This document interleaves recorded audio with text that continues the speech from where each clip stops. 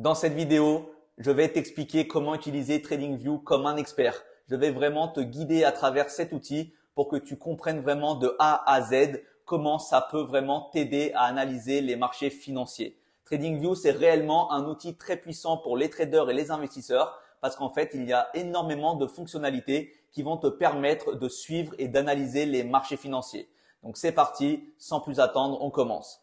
Alors là, tu le vois, on est sur l'interface de TradingView. Donc, je te conseille dans un premier temps de te créer un compte. C'est totalement gratuit et tu vas du coup pouvoir derrière découvrir comment utiliser à bon escient TradingView.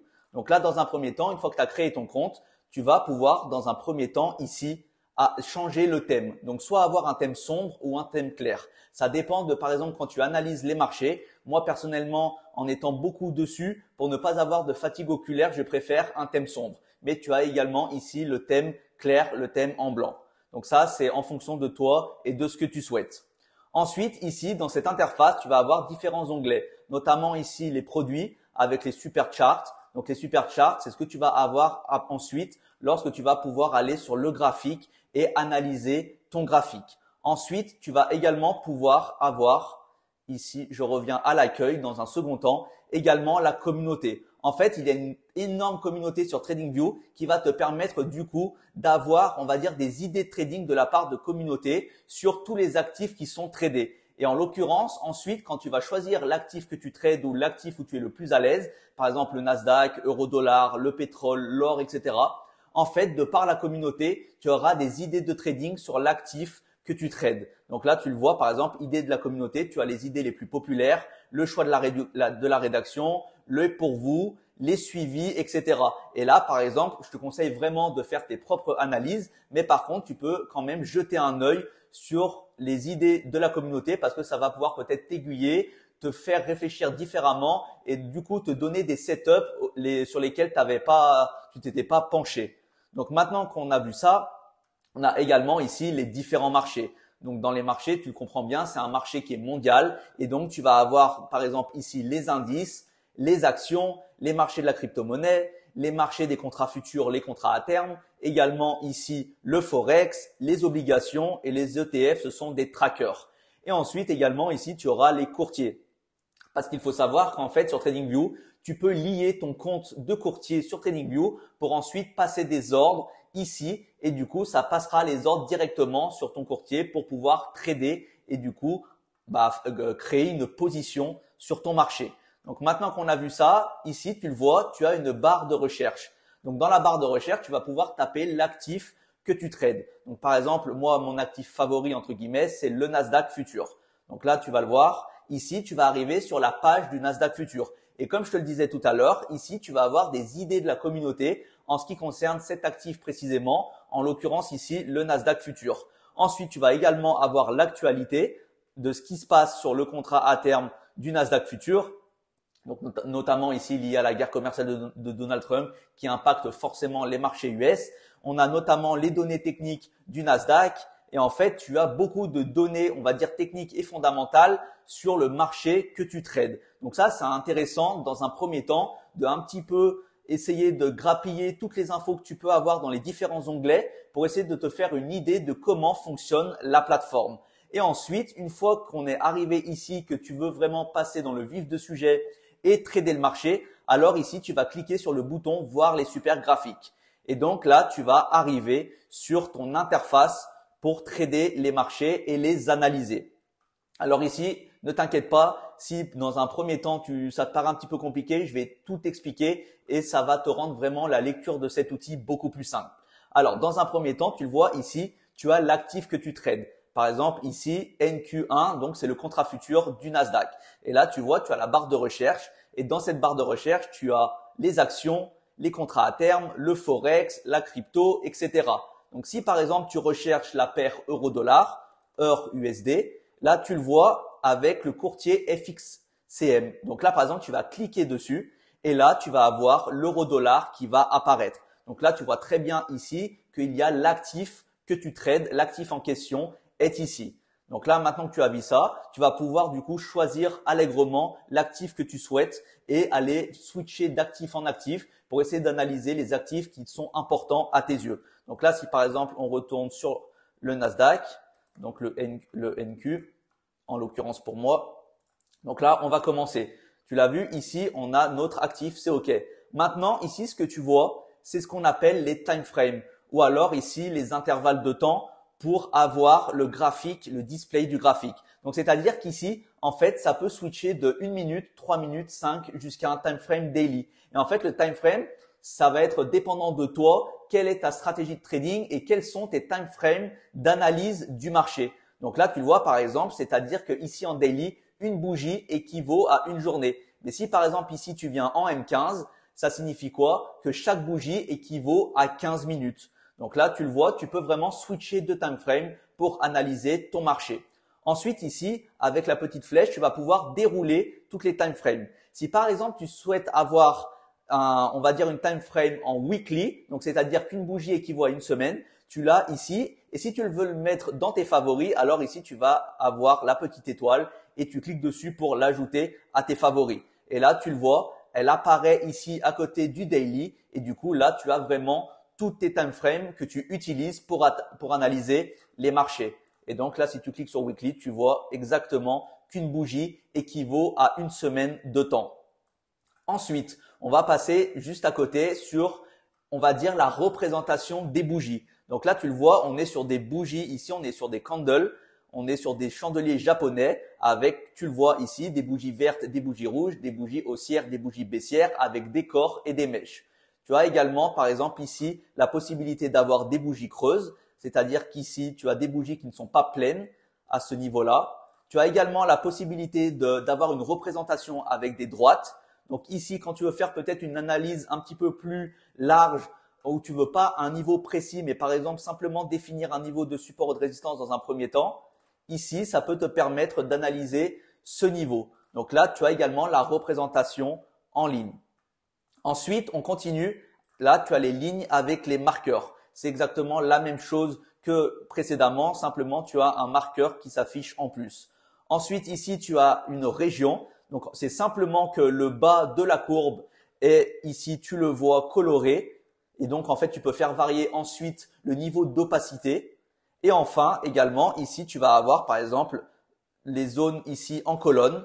Donc là, tu le vois, un petit peu plus compliqué à trader et à voir. Mais en tout cas, je te présente vraiment toutes les fonctionnalités.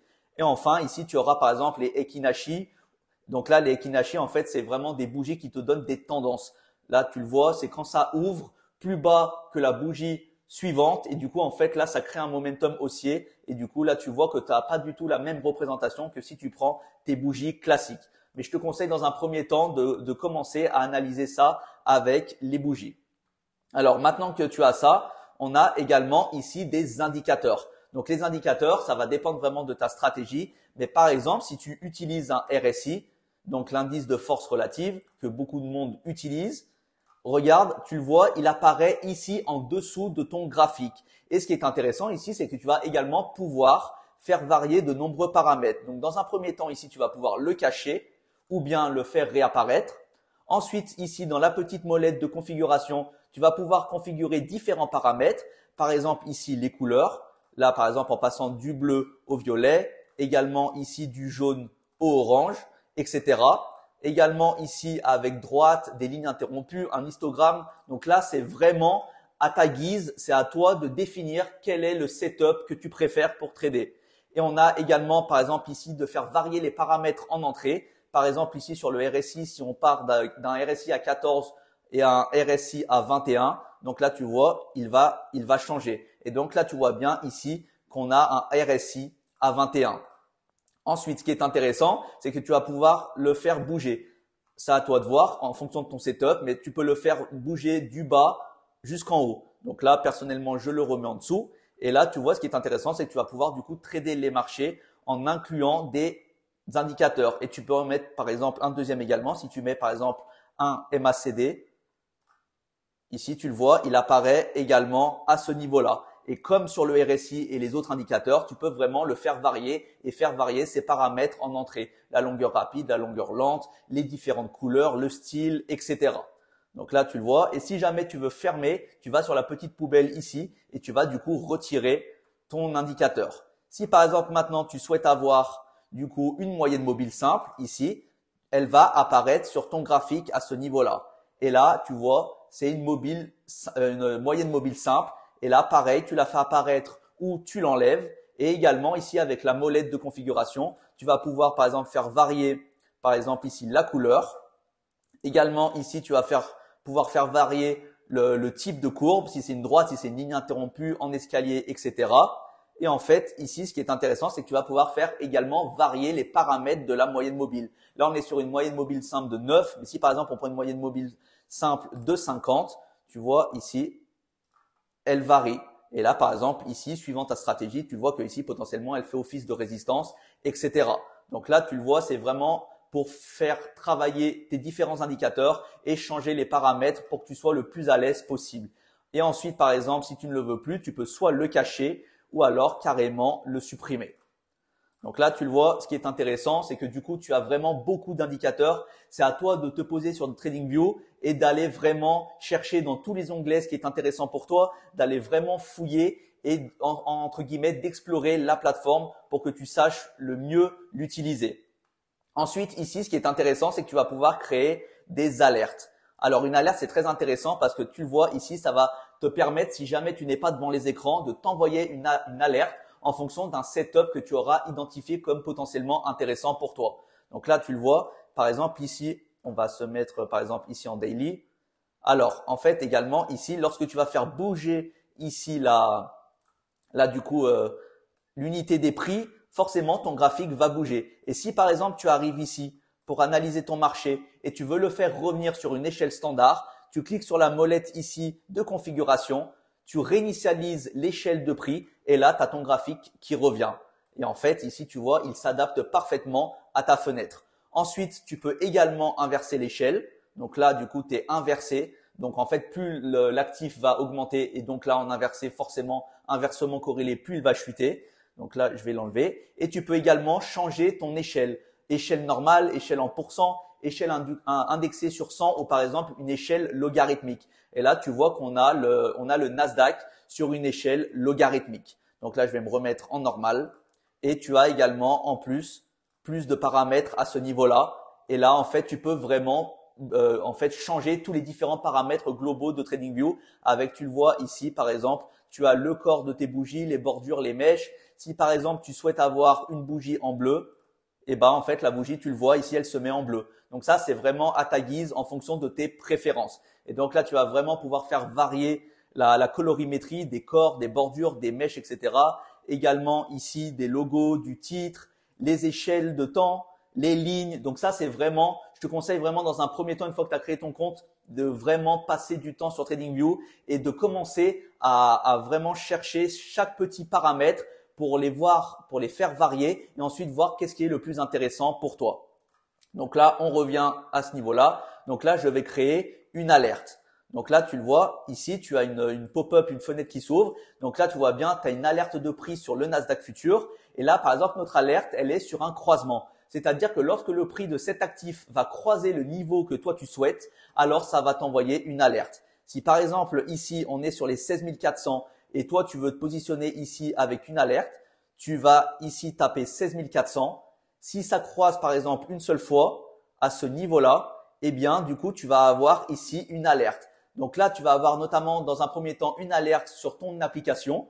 Ensuite ici dans le site du coin de la page et tu peux également ici par exemple cliquer sur envoyer un mail et ça t'enverra directement une alerte par mail lorsque tu vas avoir le croisement. Donc si par exemple ensuite sur cette configuration je crée mon alerte, tu vois ici elle est créée à ce niveau-là à 16 400. Donc là, ça va t'envoyer une alerte si le marché chute du Nasdaq et vient recroiser les 16 400 ici. Et donc là, tu peux la mettre en pause. Ici, avec le clic droit, tu peux également l'éditer et tu peux également l'effacer.